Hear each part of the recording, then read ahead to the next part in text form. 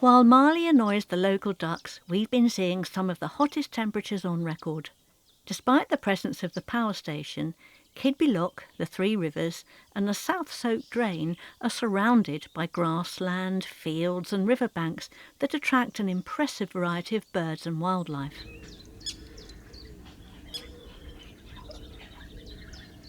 We were waiting for the lock to be repaired, but it wasn't looking good. On top of that, Jamie was having an issue with the Fanbelt, so he needed replacements to be delivered, which is difficult when you don't have an address. Marley and I wanted to give you an update, didn't we, Marley? He's suffering a bit because we are hitting 30 plus degrees at the moment. I'm sure anyone in the UK knows that we've been going through our second summer. Poor old Marley, he's panting a bit, so we've been cooling him down with cold water on his paws. That's what you're supposed to do. Keep your paws nice and cool. So quick update, I managed to get that fan belt on in the end, and that's not without some help from clever people in a forum, in particular Tony Brook on canalworld.net. If you don't know this forum, it's a very active forum for canal boaters in the UK. It has proven really useful. So Tony, thank you so much. The trick was basically to use a crank handle and put it on the pulley of the, well, you're supposed to put it on the main crankshaft and lever the belt on with a piece of wood while turning the crankshaft in a clockwise direction on the big bolt on the end of it. I can't get to mine, so I cheated and did it on the alternator pulley instead. So I was able to sort of lever it on and then using that crank handle, turn it around and got it on. Another big shout out also to John and Joe of Wine Not. Now this is a wide beam that we've seen cruising around. They're based up at Bramwith, but they're down here at the moment. It turns out that they have an address. I went to order some more fan belts because that's what's holding us up right now, and used the post office as the address. Went down to check with the post office and they said, no, you can't do that. So I had to cancel the order, and fortunately John and Joe were able to offer the use of their address. I've gone to chat with Phil, the lockkeeper up at Keadby Lock, and he reckons we could still go out perhaps this weekend. So there we go, that is the latest. I'm going to go out and do a quick bit of infrared photography of the power station and hopefully some wind turbines. It's a perfect day for infrared. It's blue sky, no clouds, so hopefully we'll get some nice effects. But I want to do it now before it gets too hot, because by midday it gets a bit sweltering.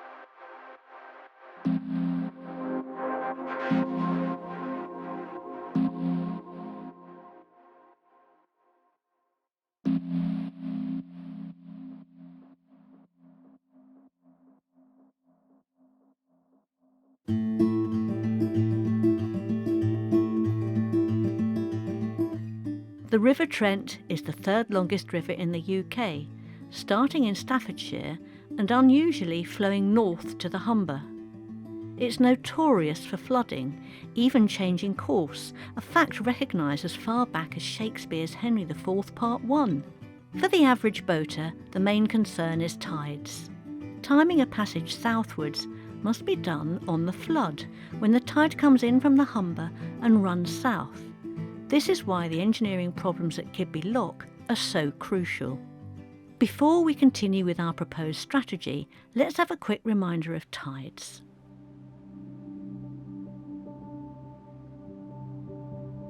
Most of us know that the Earth's tides are influenced by the gravitational pull of the Moon. The Moon completes one orbit of the Earth over 28 days, during which time it affects the tides differently. A full moon and a new moon occur when the Moon, the Earth and the Sun are aligned. A full moon when the Moon is behind the Earth, and a new moon when it's in front of the Earth. In these positions its gravitational pull is the strongest, and the variation between low and high tide is at its greatest. These are known as spring tides. When the moon is either side of the Earth and you see a half moon, the gravitational pull isn't as strong. These are called neap tides, and they don't vary as much. The time between average tides is usually around 6 hours. But not only do tide times change every day, so does the length of the ebb and flow. In an ideal world, we'd like to leave Keadby at the beginning of the flood tide. In most coastal locations, this would mean 6 hours to run with the rising water to reach our destination. But things aren't that simple on the Trent. Currently, the flood tide is only 4 hours, while the ebb is 8.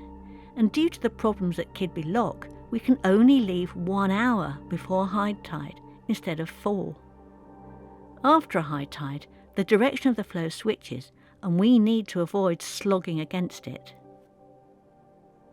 You'd think this gives us 1 hour to get to our destination, but high tide occurs later the further upstream you go.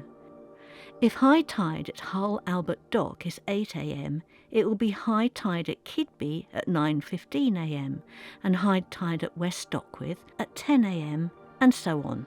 Leaving 1 hour before high tide at Keadby means we have 2 hours to get to West Stockwith before the tide turns, and a little more time to get to Gainsborough, our first stop.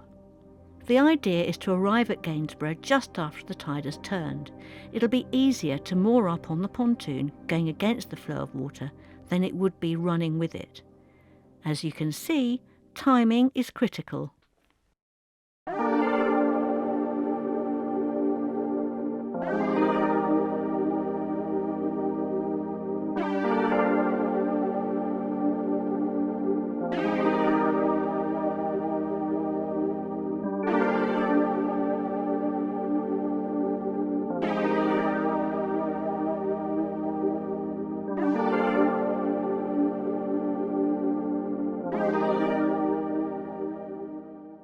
Any minute now we're going to see the bridge behind us at Keadby Lock open up.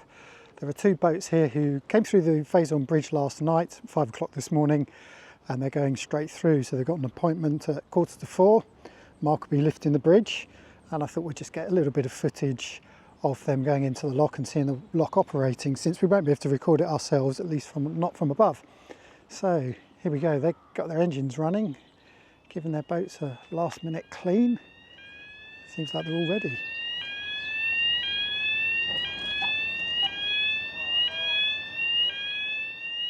Mark the lockkeeper makes his way down from the lock control tower to the brown brick bridge control room to operate the swing bridge. When he's ready, he turns on the green traffic light to the waiting canal boats and only starts lowering the barriers after they've slipped their lines and start making their way towards the bridge. You may have spotted the water on the road. This is yet another bridge that gets a bit temperamental in the heat, so the CRT has to send crew down to pump water from the canal onto the bridge to cool it down. First into the lock are Ian and Ali Marr and their colleague Jensen of narrowboat Purple Emperor, who are heading to Gainsborough. Ian is part of the Try the Trent Facebook group and website, an invaluable source for anyone looking to navigate the Trent. He's also on the committee of the Fund Britain's Waterways campaign. We featured their flotilla in episode 395, passing through Thorn on their way to lobby the government. Please do check out their website for more information on their invaluable campaigning. We've put all relevant links in the video description. They're followed by Rowan and Ian of narrowboat Bart, who'll be heading to West Stockwith. Once in the lock, Mark closes the road bridge before making his way up to the control tower, but not before a quick chat with the waiting narrowboats. There are 2 sets of front gates and the outer one has been left ajar. Since the Stainforth and Keadby Canal sits above the Trent, the lockkeeper has to let out around a foot of water from the lock.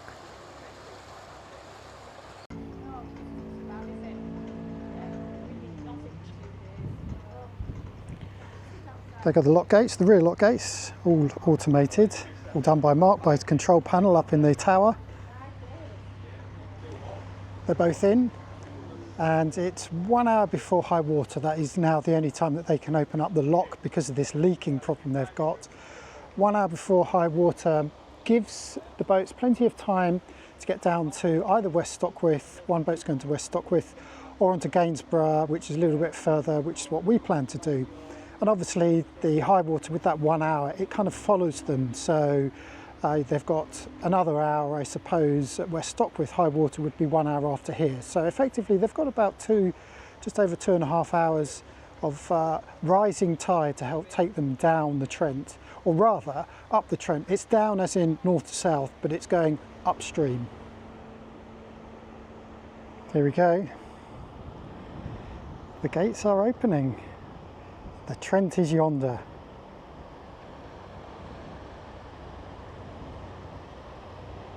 I'm excited for these guys. I'm a little bit nervous for ourselves.